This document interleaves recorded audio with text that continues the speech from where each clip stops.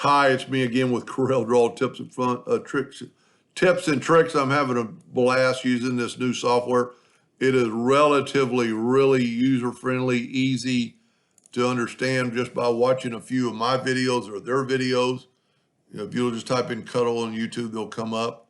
But I'm going to bring in a rectangle. And then what we can do is we go the modifier into transform and repeat. And you could have as many of these on here as you want. It just, there's 6. Let's back up a little bit more and make them more. But then what you can also do, you can move this right here and put them on top of each other. And then go right here and unlock this to scale. And it's going to scale them all. Look at this, which is you could do with the duplicate tool. But one thing you can't do with the inside of Corel, I'm zooming in, is take the rotation and rotate them.